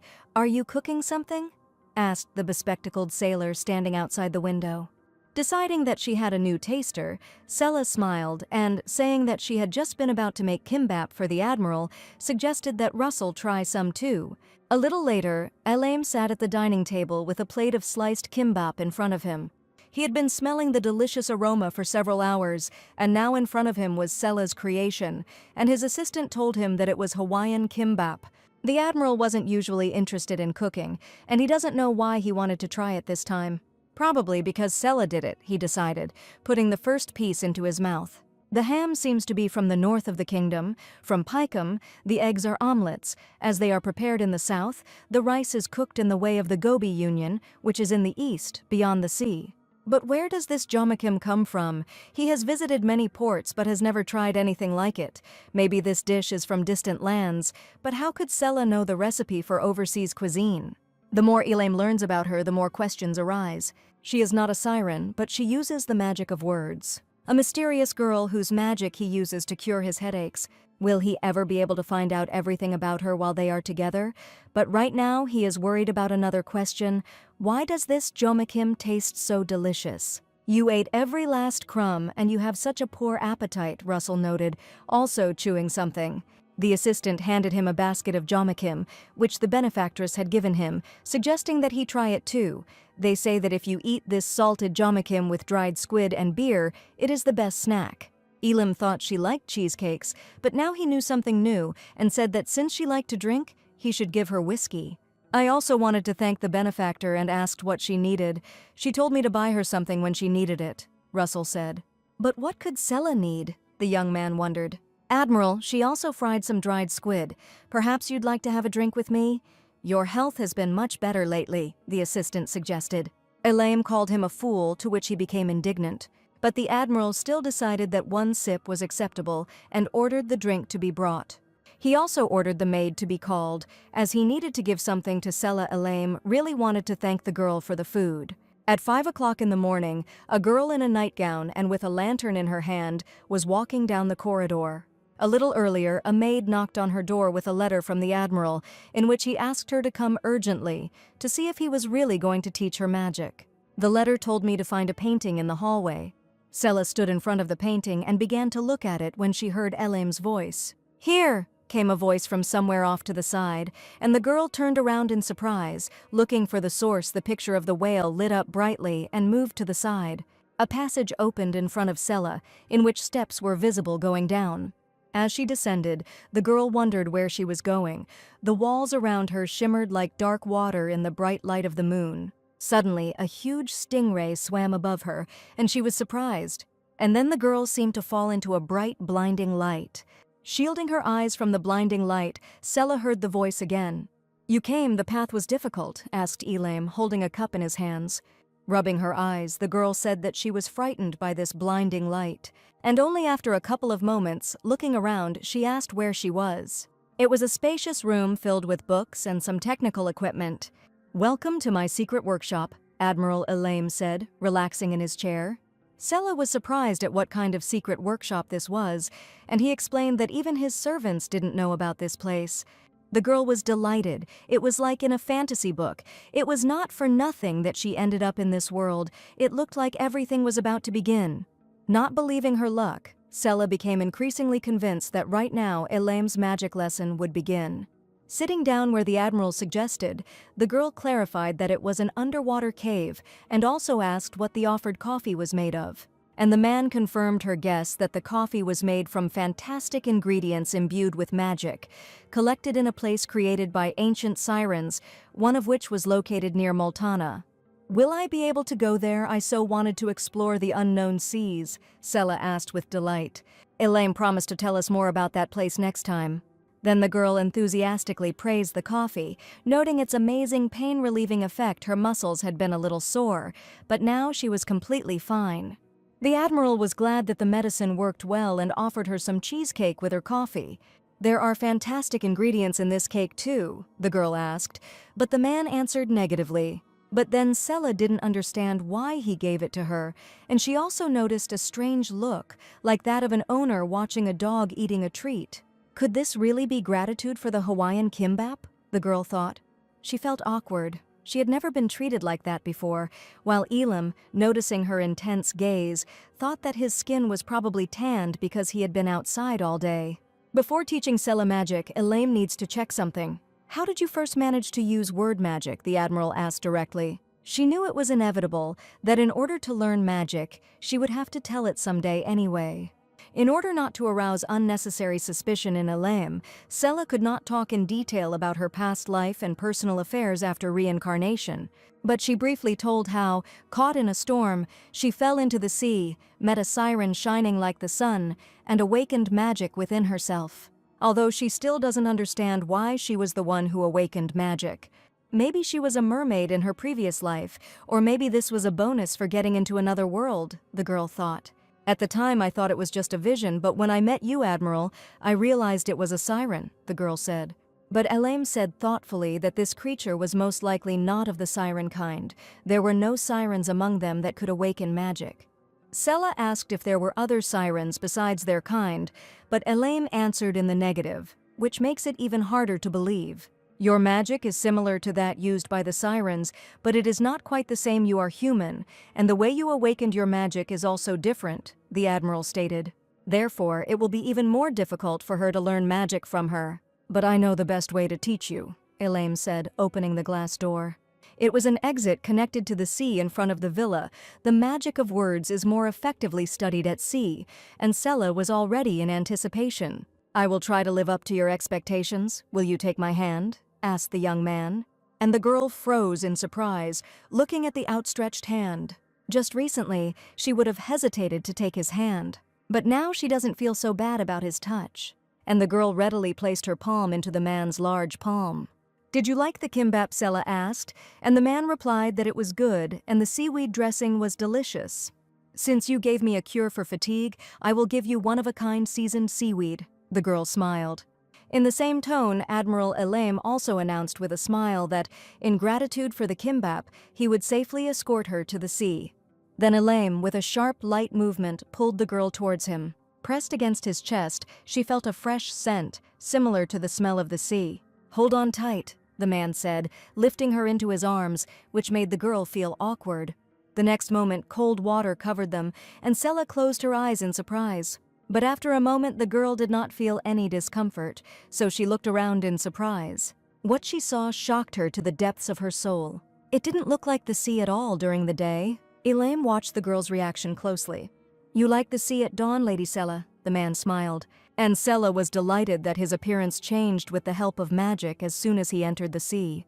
The young people then moved to the training site, where the coral reefs were still heavily covered with algae. "I will teach you to create a sea current using word magic," Elaim said.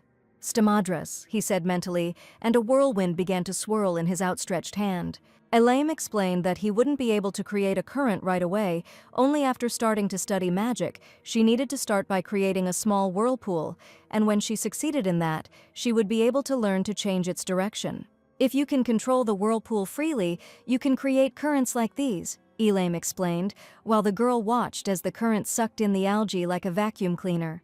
"Maybe I should try creating a whirlpool right away too," Sela asked, and the Admiral gave the go-ahead. The girl stretched out her hand, closed her eye, and mentally said, "Stormadras." Then she opened her eyes in surprise. Absolutely nothing had happened. "Why isn't it working?" "Maybe I pronounced the spell incorrectly," Sela asked, but Elaim knew that she wouldn't succeed. When studying the magic of words, the voice and imagination are important. The voice of the sirens is endowed with magical power, so they only need to pronounce a spell for everything to work out easily. But in her case, since she is not a siren, it is important to be able to clearly imagine the image. Normally it's impossible, but she's already used a little word magic, so she should be able to do it, and she even created a new spell. Then Elaim asked Sela to tell him what happened when she fell into the sea and awakened her magic, and the girl began to remember. She was suffocating and on the verge of drowning, and in order to survive, she created scuba gear and fins. The key to the magic of words is to imagine the images that are closest and most familiar to you, Elaim concluded. So here's the thing. In her past life, she was so into diving that she even got a master's certificate. So in a critical situation, naturally, she thought about this. Just like that time, she needed to imagine something familiar. A familiar tool she used to collect seaweed while diving, a tool similar to a fine mesh net.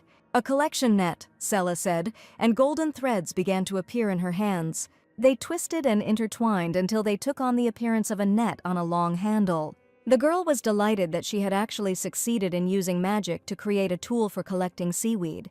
Elaim looked slightly surprised, not expecting her to succeed so quickly. "I told you I understood. I'll collect more seaweed and make you some seasoned nori again today," Sela promised happily. Create another new spell. She is truly unpredictable, but it seems that Elaim will look forward to their new magic lessons, because then she will be able to see how Lady Sela smiles so joyfully. The rest of Multana slept peacefully that night, just like caretaker Joe, peacefully snoring in bed next to his wife. But there was still one person who did not sleep that night. He quietly pulled out the desk drawer and took the document lying there. Johnny's son carefully read the paper he had taken and grinned maliciously. He would soon finish off the nasty girl. Elaim spent the next early part of the day in his secret place. The beaker in his hand spread a strong smell throughout the room. It had been a long time since he had prepared this medicine, and Elaim hoped that it would help Miss Sela. It was a protective skin cream made from purified water, crushed willow bark, cranberry extract, diamond coral root, and kraken seed. The Admiral's good mood was interrupted by a sharp headache. The man grabbed his head, lamenting that this damn attack was happening again. Is the headache returning because the magical power received from Lady Sela is starting to fade? This was becoming a serious problem for Admiral Elaim. Wow, that was quite a lot. Sela looked at the dried seaweed with delight. Johnny asked the girl not to overwork herself and to take care of herself first. If she gets tired, trouble can happen at sea, so she should always take care of herself. "For the sake of Johnny's beautiful eyebrows, I'll be careful," Sela announced, glad that she and the caretaker seemed to have become closer lately and that he was so concerned about her. "Look how beautiful they are," Sela pointed to the drying seaweed in response to the man's puzzled look. In her imagination, the dried seaweed was a deity, Mr. Kim, who enjoys sunbathing in order to become their daily food. To control the algae population, she will harvest 8/10 of the crop over 3 days, and from this she wants to start growing norias.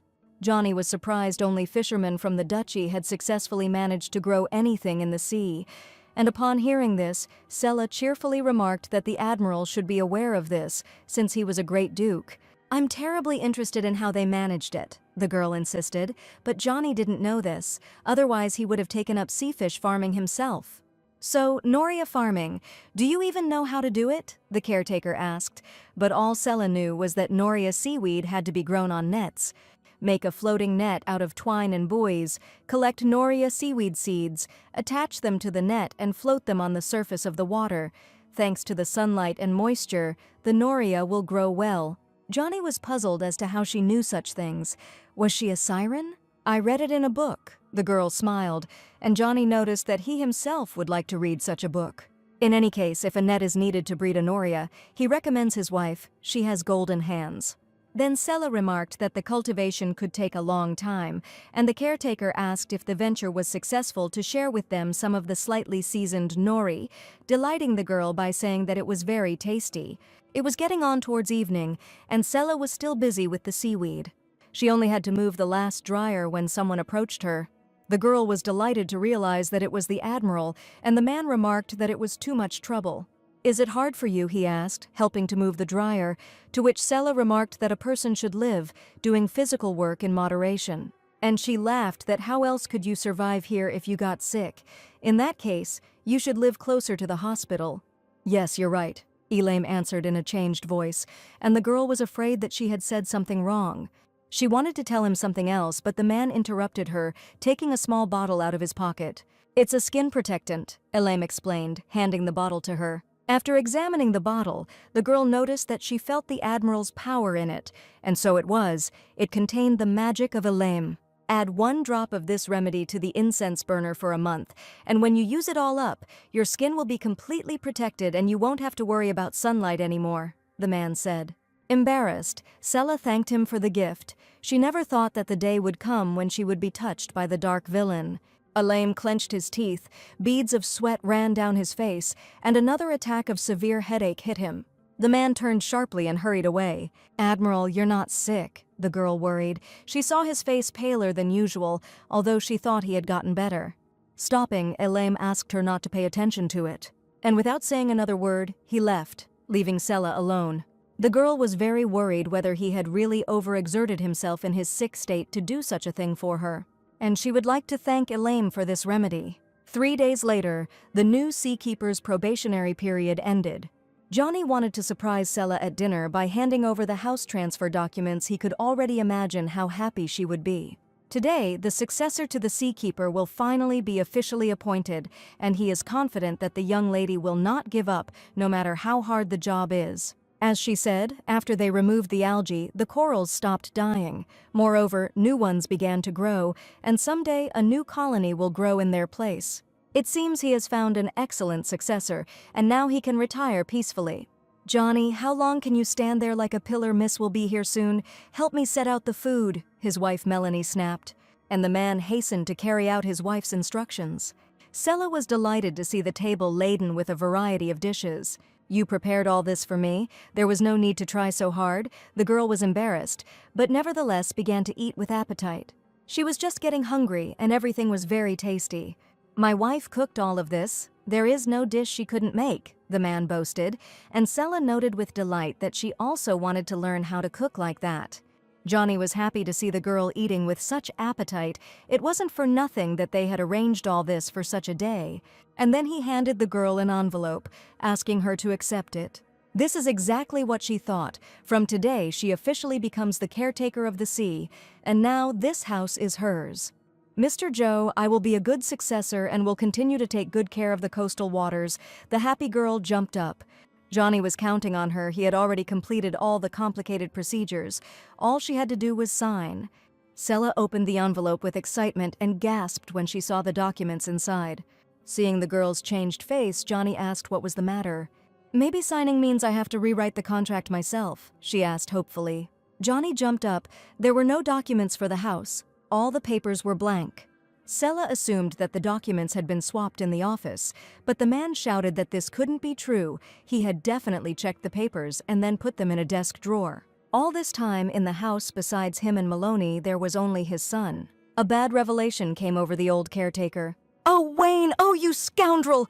Johnny shouted in rage, realizing that his own son had stolen the documents. "Where the hell are you dragging me? Let me go!"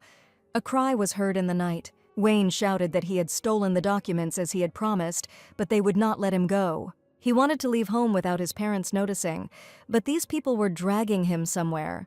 They finally came to a hut and Wayne was roughly pushed inside. I was going to assign him to spy on the Admiral, but he never managed to become the keeper of the sea. Wayne heard a voice, and one of those who brought him replied that he brought documents, but he was kicked out of the house. "You worthless piece of shit, your worthless life will end here," said the boss of the criminal organization Hook. And only now Wayne realized what he had gotten himself into. These people were trying to plant a spy in the Admiral's villa. He understood that his days were numbered and this was the end, but a loud crunch was heard right next to him. The man in glasses was crunching on some green leaf with gusto and looking attentively at those gathered. "I'm not disturbing you," asked the Admiral's assistant with a completely innocent look. The criminals jumped in surprise at what the Admiral's assistant was doing there and what kind of delicacy he had in his hand. As Russell finished his last piece of nori, he thought that the caretaker's son fit the description perfectly. A few days ago, he read a report about it to the Admiral, Johnny's son, deeply in debt, borrowed money from Hook, the head of a criminal group. Hook was a man who dealt in human trafficking, selling debtors who couldn't pay their debts to a bunch of pirates to make money. "So it's them," Admiral Elaine stated. "The same pirate cult that worships a sea monster, they capture ships to sacrifice civilians. Taking Hook hostage will reveal the route that leads directly to the pirates. The boy's suspicious behavior in the hut is most likely due to the fact that he was being blackmailed into stealing the jewels and paying off a debt. Sometimes even blood ties can become poison when it's time for them to turn, grab it." And now, warming up, Russell said out loud that he hadn't thought that the moment mentioned by the Admiral would come so soon lately. He had been really bored, so this was to his advantage. "Don't even think about running away, you sea roaches," the military officer's eyes flashed. And then he loudly ordered his subordinates to catch these scoundrels and destroy every last one of them. Hook was taken aback, but he had nowhere to retreat, and he ordered his men to also go on the attack. Sounds of a fierce struggle could be heard, until the leader himself took the chance to escape. "Where are you going?" Russell stopped him, crunching on a snack. "Scoundrel," the villain quickly realized, taking a pistol from his bosom. But Russell, who had taken off his glasses, had already raised his fist to strike. "Who do you think you are to start a fight?" he asked the defeated bandit. There was silence in the hut, and the officer asked his boys if they were finished. "The Admiral, Lord of Multana, has the right to sentence to collective execution. If you want to live, answer honestly." The officer lifted the leader by the hair. He asked if he knew the leader of the pirate cult, but since Hook tried to evade the answer, he ordered his men to seize him. "I know. All the information is in the storage. Let me in, you fools," the bandit screamed in fear as he was led away.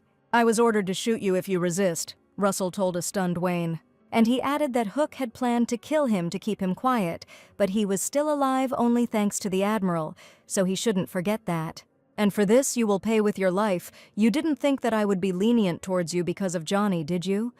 The officer's eyes flashed unkindly again. The next day, Johnny sat in the Admiral's office and listened to everything that had happened. Unable to cope even with his own son, he disappointed the Admiral. He feels like his life has no meaning now, no matter how much hatred he has for his son. If he died, then Johnny died too. "I have decided to exact a price for Wayne's life," the Admiral said, and Johnny shuddered as he listened to the Admiral force his son to work without pay on a deep-sea vessel for 10 years. Only in this way will he be able to pay off all his debts, on the condition that he will never be able to set foot on Multana for the rest of his life, the Admiral said sternly, adding that he was showing him minimal politeness only because he was Johnny's son. The overseer had a hard time comprehending that the Admiral was allowing Wayne to live. He thanked him for his mercy, so that Wayne could pay for his sins. He believed that his biggest mistake was that he was unable to control his son, so he asked to be allowed to pay for his son's sins instead of his son, to be allowed to do small jobs around the villa. "There is no need for that. Hand over your duties and leave this place," Elaine said in a broken voice. Seeing that the caretaker hesitated, the Admiral asked if he really doubted his decision. Johnny had to agree with some regret, as he wanted to say a proper farewell to the Admiral. When everyone turned their backs on Johnny because of his eccentricity, the Admiral was the only one who treated him with respect. He stood up silently and formally saluted the Admiral, mentally thanking him for entrusting him with the care of the sea. He would remember his kindness for the rest of his days. Mentally wishing his former employer happiness, the man headed for the door. Elema was overcome by another attack of severe headache. Before Johnny could reach the door, he heard a dull knock behind him. The Admiral lay unconscious at his desk, and the caretaker screamed, trying to bring him to his senses. Meanwhile, the girl was nervous in the guest room of the villa.